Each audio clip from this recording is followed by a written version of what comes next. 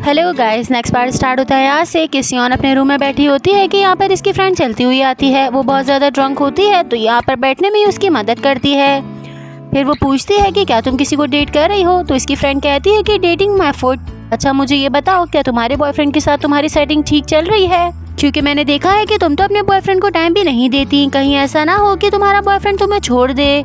सियोन कहती है कि वो कभी भी ऐसा नहीं करेगा, बस हम लोग की मुलाकात नहीं होती क्योंकि हम दोनों ही बहुत ज्यादा बिजी चल रहे हैं। बातें करते हुए इसकी फ्रेंड सो जाती है और सियोन वापस से बॉक्स के अंदर आ जाती है। फिर अपनी मॉम के बारे में सोचने लगती है कि बचपन से उसने बस यही देखा है कि उसका नाम चेंज होता रहा क्योंकि उसकी मॉम हमेशा बॉयफ्रेंड चेंज करती रहती थी। अब नेक्स्ट दिन सुबह का दिखाया जाता है कि वो बच्ची दादा के पास भागते हुए आती है और कहती है कि दादा बूही इंटरव्यू करने वाली है, आइए हम लोग चलते हैं और उसका इंटरव्यू सुनते हैं। ये सुनकर दादा भी बहुत ज़्यादा एक्साइटेड हो जाते हैं और ये दोनों फौरन से कैफ़े में जाकर रेडियो सुनने लगते हैं। बूही का इंटरव्यू स्टार्ट होता है और उससे कुछ बातें की जाती हैं, लेकिन वो उन बातों का कुछ अजीब से ही जवाब देती है। फिर एक क्विज किया जाता है जिसमें वो बिल्कुल भी अच्छा प्ले नहीं करती और इस तरह से वो बहुत ज़्यादा नर्वस हो जाती है। सुनने वालों को भी बिल्कुल मज़ा नहीं आता और दादा भी फ़ौरन से रेडियो बंद करा देते हैं। साथ ही हमें अकेडमी का दिखाया जाता है कि यहाँ पर एक लड़का आता है।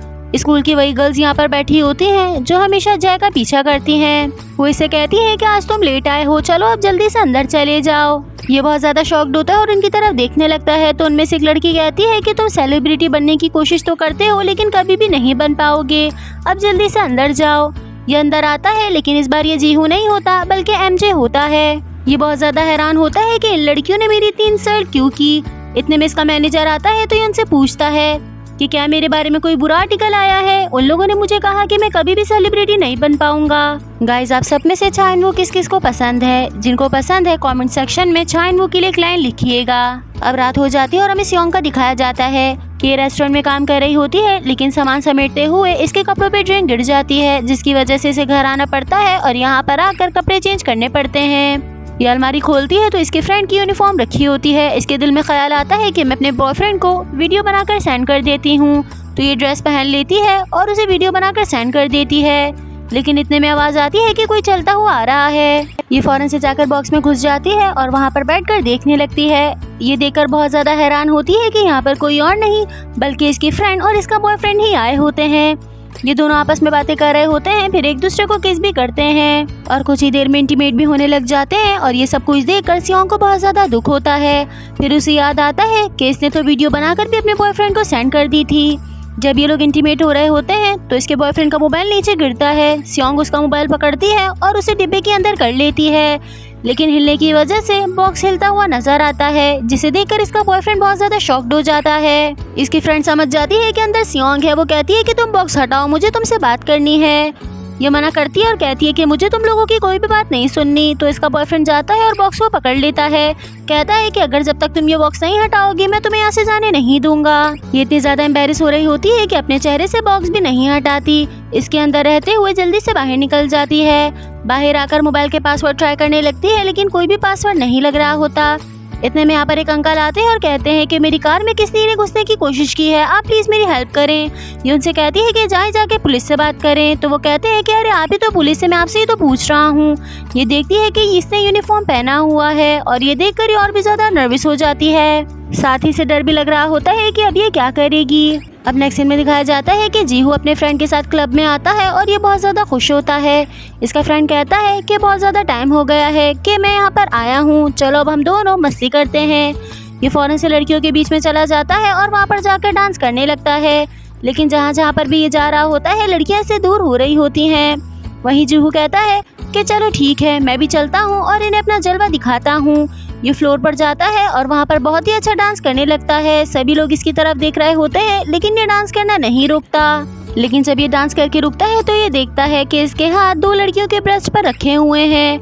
वो दोनों ही इसके मुंह पे बहुत जोर जोर से चमाट मारती है और फिर पुलिस को कॉल कर देती है और पुलिस आती है और इसे पकड़ कर ली जाती है। इसके साथ ही सियोंग का दिखाया जाता है कि वो पुलिस स्टेशन में बैठी होती है और ऑफिसर इसे क्वेश्चंस कर रहे होते हैं, लेकिन ये उनकी किसी भी बात का जवाब नहीं देती। तो वो अपने असिस्टेंट से कहते हैं कि उस लड़की को कॉल कर दो जिसका ये यूनिफॉर्म है, वो आकर इससे बात कर लेगी। इतने में यहाँ पे जीहू को लेकर आया जाता है और इसे क्वेश्चंस किए जाते हैं ऑफिसर यहाँ से उठकर जाते हैं और ये उनसे बोलने लगता है कि मेरी कोई भी गलती नहीं है।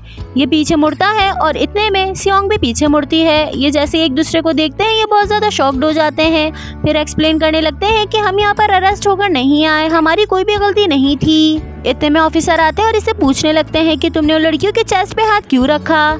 ये सुनकर सियोंग भी बहुत ज़्यादा शॉक्ड हो जाती है और कहती है कि क्या वाकई तुमने इतनी गंदी हरकत की। इतने में यहाँ पर इसका बॉयफ्रेंड भी आ जाता है और वो इसे कहता है कि क्या तुमने मेरा मोबाइल लिया था, मेरे उसमें बहुत इंपॉर्टेंट डॉक्यूमेंट्स थे।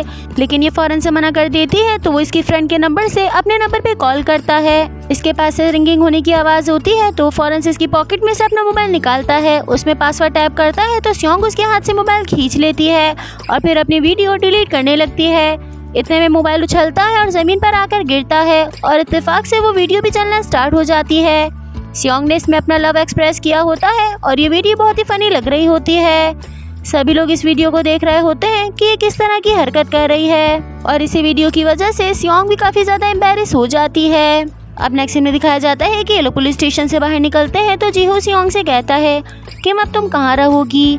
ये कहती है कि अब तो मेरे पास रहने की कोई भी जगह नहीं है, मैं कोई भी ऐसा कैफ़े या फिर स्वाना ढूंढ लूँगी जो कि 24 घंटे ओपन रहे और वहीं पर जाकर रह लूँगी।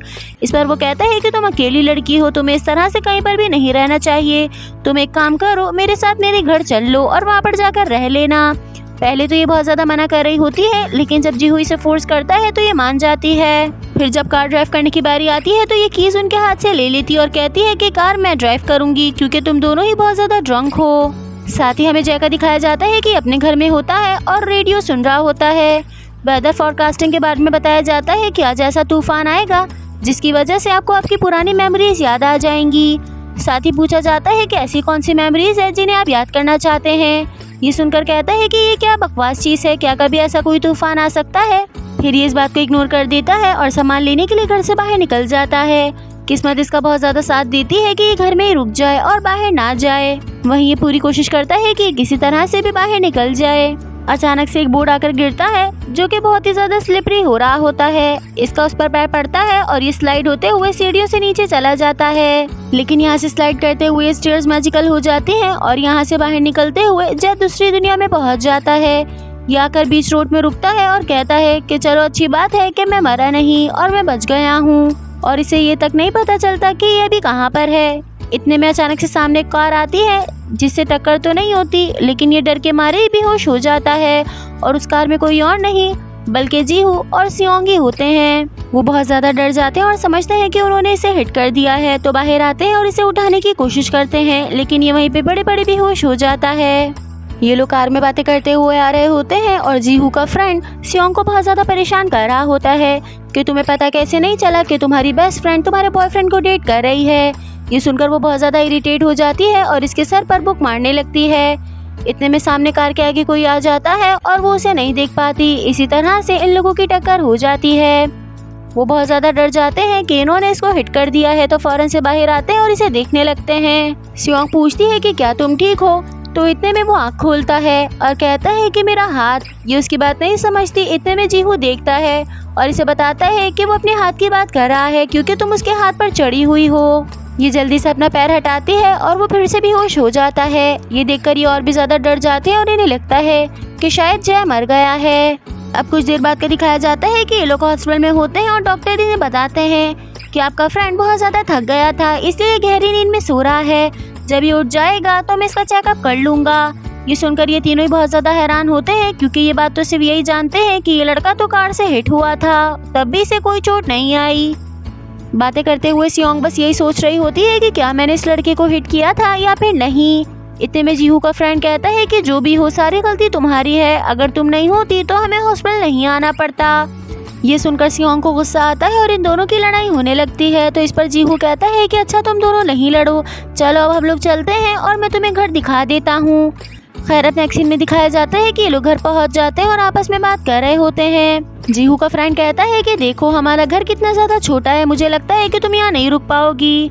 सियोंग कहती है कि वैसे भी मैं तुम्हारा फेस नहीं देख सकती, लेकिन फिर भी मैं बर्दाश्त कर लूँगी और यहीं पर रुक जाऊँगी। वो सीट पर आकर बैठती है और सामने एक जगह बनी होती है जिसमें यहाँ का रेंट पे कर देती है। कहती है कि मैं आइंदा यहीं पर ही रेंट डाल दिया करूँगी। जीहू कहता है कि मैं उम्मीद करता हूँ कि तुम यहाँ पर सुकून से रह पाओगी। ये पीछे मुड़कर देखती है तो इससे स्टेयर्स नजर आती हैं। ये पूछती है कि यहाँ पर ऊपर क्या बना हुआ है। फिर ये लोग एक रूम में आते हैं और जीहू बताता है कि इस जगह को हमने अपना स्टोर रूम बनाया हुआ है क्योंकि ये काफ़ी ज़्यादा छोटा था। इस पर सियोंग कहती है कि मैं इसे क्लीन अप कर लूँगी और फिर यहीं पर रह लूँगी। वो कहता है कि क्या वाकई तुम यहाँ पे रह सकती हो। इस पर ये जवाब देती है कि इवन के मैं तो एक डिब्बे में भी रह चुकी हूँ, इसलिए ये जगह मेरे लिए परफेक्ट रहेगी। फिर इसे पूछता है कि क्या तुम ठीक हो, अभी जो सब कुछ हुआ उसकी वजह से क्या तुम्हें कोई टेंशन तो नहीं है। इस पर सियोंग जवाब देती है कि इवन के मेरी बेस्ट फ्रेंड ने मुझे धोखा दिया और मेरे बॉयफ्रेंड के साथ डेट किया। मेरे एग्जाम्स होने वाले हैं और मेरी कोई भी तैयारी नहीं है। मेरी मॉम ने मुझे छोड़ा हुआ है और वो आए दिन नए बॉयफ्रेंड बनाती रहती हैं। मेरे पास कोई जॉब भी नहीं है जिससे मैं अपना फीस पे कर सकूं, लेकिन फिर भी मैं ठीक हूँ। इससे बात करने के बाद जीहू रूम से चला जाता है और ये अपना रूम सेट करने लगती है। अब नेक्स्ट सीन हमें सुबह का दिखाया जाता है। जीहू अपनी वॉच चेक करता है लेकिन इसमें टाइम नहीं चल रहा होता।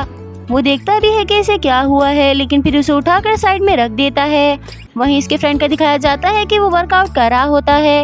इतने में रूम में सियोंग आ जाती है तो ये कहता है कि तुम रूम के अंदर क्यों आई हो, मैंने तो कपड़े भी नहीं पहने हुए।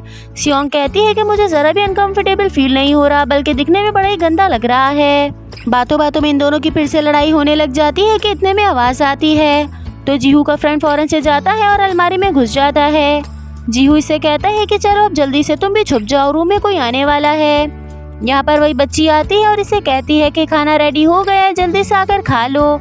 तुम्हारी वजह से मुझे हर रोजाना ऊपर आना पड़ता है और मैं बूढ़ी हो रही हूँ। तो जीहू जवाब में कहता है कि अरे अभी तो तुम बहुत ज्यादा छोटी हो, तुम बड़ी हो रही हो, इसका मतलब ये है कि तुम दूसरी क्लास में जाने वाली हो। चलो अब जल्दी से जाओ और मैं नाश्ते के लिए आ रहा हूँ। ये रूम से जाने लगती है लेकिन फिर एकदम रुक जाती है और इधर उधर स्मेल करने लगती है। कहती है कि क्या कोई और भी रूम में है। जीहू कहता है नहीं नहीं, सिर्फ मैं अकेला ही खड़ा हूँ। तो ये कहती है कि अच्छा, मुझे ऐसा लगा कि शायद तुम्हारे साथ कोई और भी है, और सूंघते हुए यहाँ से चली जाती है। साथ ही हमें हॉस्पिटल का सीन दिखाया जाता है कि यहाँ पर जय लेटा होता है और उससे अपने वही ख्वाब आ रहे होते हैं कि उसकी पास्ट वाली लाइफ में क्या क्या हुआ था। अचानक से उसकी आँख खुलती है और उसे समझ आ जाता है। वो कहता है अरे मैं तो एक सेलिब्रिटी हूँ, लेकिन मैं हॉस्पिटल में क्या कर रहा हूँ। वहीं पीछे से दो नर्स बातें कर रही होती हैं कि हमारे हॉस्पिटल में कभी भी सेलिब्रिटी नहीं आया था, वो दिखने में कितना हैंडसम है। इसे सुनकर लगता है कि शायद वो दोनों मेरी बात कर रही हैं। वो कहती है कि कितने सारे रिपोर्टर्स बाहर खड़े हुए हैं, हालांकि एक बहुत ही छोटा सा कार एक्सीडेंट हुआ था। ये सुनकर ये शॉक्ड हो जाता है और कहता है कि अब मुझे जल्द से जल्द यहाँ से बाहर निकलना होगा, वरना तो रिपोर्टर्स मुझे घेर लेंगे। जबकि नर्स इसकी नहीं बल्कि एमजे की बात कर रही होती हैं। ये हॉस्पिटल में लेटा होता है और अपने मैनेजर से कहता है कि ये लड़कियाँ मुझे देख रही हैं, मुझे एक प्राइवेट रूम चाहिए। इस पर वो कहते हैं कि कभी भी तुम्हारा एक्सीडेंट नहीं हुआ, फिर अचानक कैसे हो गया, कहीं तुम बहाने तो नहीं बना रहे।